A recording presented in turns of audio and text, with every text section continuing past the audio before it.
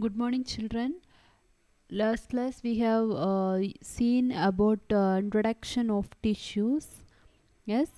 So just recall about the tissues. It is a group of cells which is having similar structure and function. Then we have seen about types of plant tissue. So there are two types of plant tissue. What are they? Meristematic tissue, permanent tissue. So we have seen about meristematic tissue also, as so they are called as dividing tissue, which will help in the growth of plants at certain regions. So there are three types of meristematic tissue that also we have learned. They are apical meristem, lateral meristem, intergallery meristem. So today we are going to see in this class about permanent tissue. So what happens to the cells formed by the meristematic tissue? They take up a space hole and lose the ability to divide. Okay, so after some time, this meristematic tissue, they will lose the ability to divide and forms and become permanent tissue. This process of taking up of permanent shape, size and function is called as differentiation. Okay, so the process of taking up of permanent shape, size and function is called as differentiation. So differentiation leads to the development of various types of permanent tissue. Okay, so let us see the various types of permanent tissue in this class. Okay, so for meristematic tissue at certain time it will lose the ability to divide and become permanent tissue. Okay, so mainly permanent tissue are divided into two types. They are simple permanent tissue, complex permanent tissue. Okay, so what are the two types of permanent tissue? Simple permanent tissue and complex permanent tissue.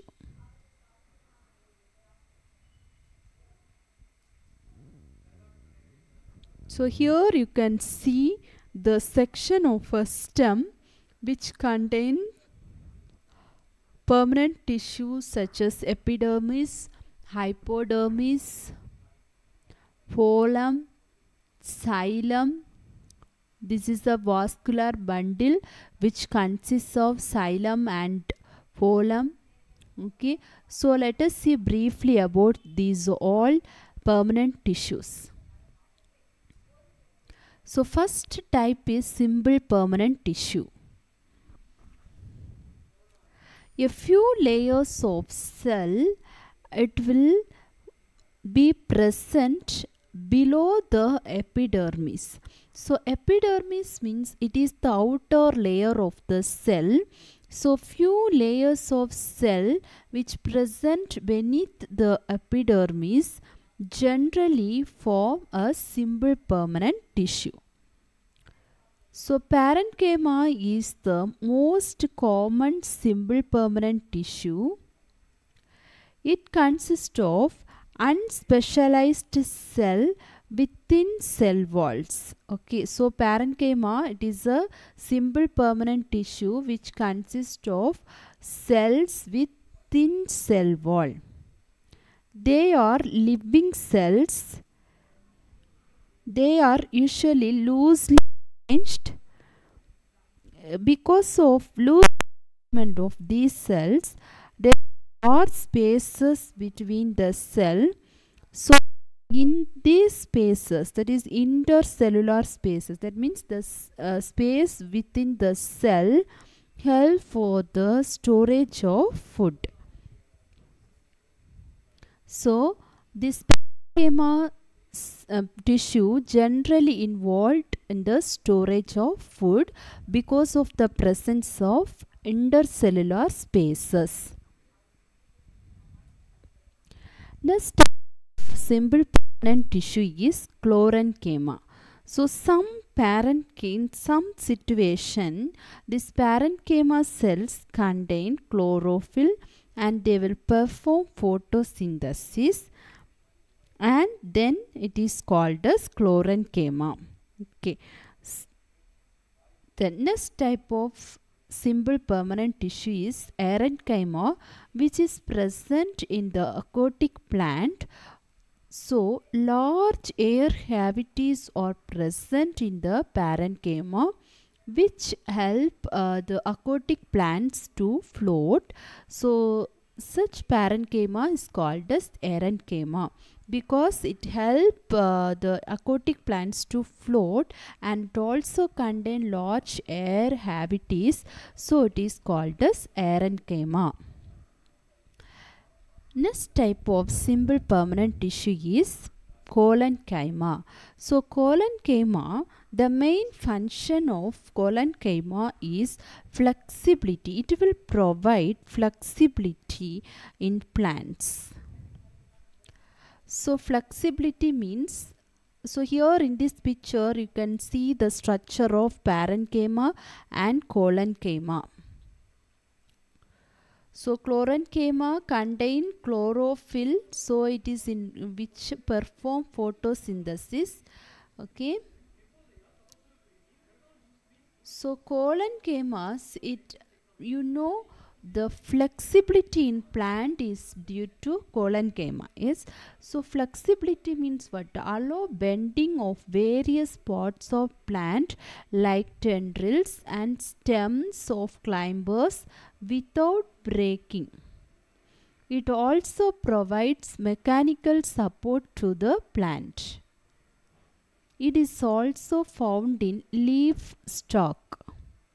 So collenchymas are living, elongated and irregularly thickened at the corner. So at the corner of the cell they are irregularly thick, and they are living cell and elongated cell. So they are like parenchyma, they do not have intercellular spaces. There is only little intercellular spaces between the collenchyma. Next type of simple permanent tissue is sclerenchyma. So sclerenchyma makes the plant hard and stiff. It is the tissue which makes the plant hard and stiff. We have seen the husk of a coconut. How the husk of coconut will be? It is very hard, no? So it is made up of sclerenchymatous tissue. Okay. So why this tissue is very hard and stiff? Because the cells of these tissues are dead. They are long, narrow, and they have thick walls. There is no internal space inside the cell. So there is no intercellular space. This tissue is present in stem, in the veins of leaves, and in the hard covering of seeds and nuts. It provides strength to the plant pot. So this is about sclerenchyma. Now in this picture you can see the types of simple permanent tissue.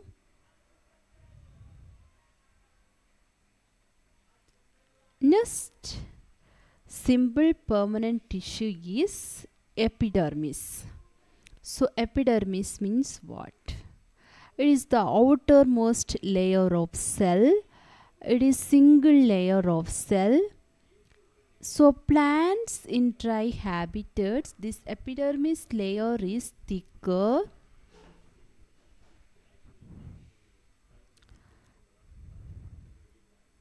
So entire outer surface of plant is covered with this epidermis. It protects all parts of the plant. So this is the function of epidermis. So it is protecting, this covering the entire surface of plant and protecting all parts of the plant. So epidermal cells on the aerial part of the plant, it will secrete a waxy water resistant layer on their outer surface. Epidermis protect against loss of water, mechanical injury and inversion by parasitic fungi. So this is main function of epidermis. It protects against loss of water, mechanical injury. That means any cell damage occurs means it will protect from the cell from it, and inversion of it will prevent the inversion of parasitic fungi. Cells of epidermal tissue form a continuous layer without intercellular space. So there is no intercellular space. They will form a continuous layer. Epidermal cells are flat. Outer and side walls are thicker than the inner wall. So the outside layer and outside and side walls are thicker than the inner wall. Pores in the epidermis of the leaf, that is called stomata, which help in the exchange of gases. So we know that plants will take up carbon dioxide and release out oxygen during photosynthesis, isn't it? So the exchange of gas take place in the pores present in the epidermis of leaf. It is called, the pores present in the leaf is called stomata, through which exchange of gases take place. Stomata contain two kidney shaped cells, that is called God cells. Epidermal cells which is present in the root help for the water absorption. In desert plant, epidermis has thick waxy coating which is made of cutin. So as plant grow older, outer protective layer undergoes certain changes and form cork. So cells of the cork are dead. So cork means bark of the tree.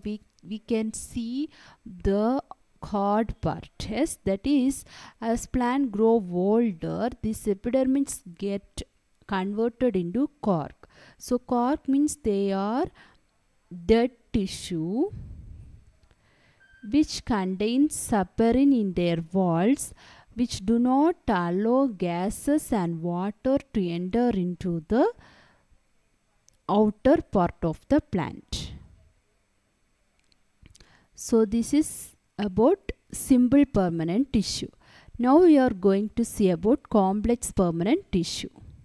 So complex permanent tissue is made of more than one type of cell. So simple permanent tissue is made up of only one type of cell. So complex means what? It is made with more than one type of cells. Group of different type of cells form complex tissue. All these cells coordinate and perform common function. So two important complex permanent tissue are xylem and phloem. So the xylem and phloem are the conducting tissues which is forming vascular bundle in the plant cell, help to survive the plant in terrestrial environment. So what is the function of xylem? Xylem consists of tracheids, xylem parenchyma and xylem fibers. So what are the three parts of xylem? Tracheids, xylem parenchyma and xylem fibers. So tracheids and xylem vessels, they are having thick walls, dead cells, and the structure of tracheids is tubular, help in the transport of water and minerals. Okay, tracheids and xylem vessels help in the transport of water and minerals. So the parenchyma which is present in xylem. That is xylem parenchyma. It stores food. Xylem fibers act as a supportive in function. So they help for the function of the xylem. It helps for the transport of water and minerals along with tracheids and xylem vessels. This is about xylem. Now phloem. What is the function of phloem? Phloem contains sieve cells, sieve tubes, companion cells, phloem fibers and pollen parenchyma. Okay. What are the 5 parts of phloem? Sieve cells, sieve tubes, companion cells, phloem fibers and pollen parenchyma. So phloem is also a conducting tissue.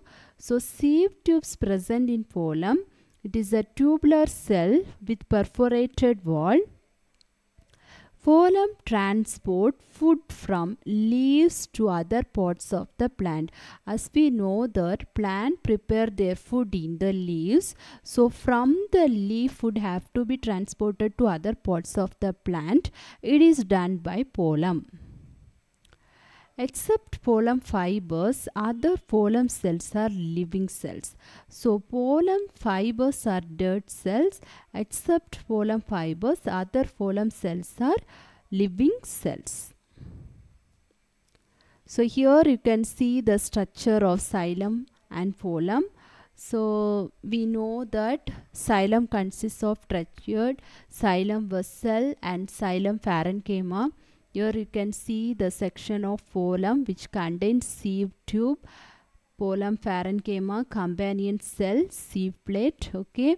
So the xylem and phloem are the conducting tissue which help the plant to transport water and mineral as well as food to all parts of the plant. I hope that you all understand about this topic. If you have any doubt, you can ask children. Thank you.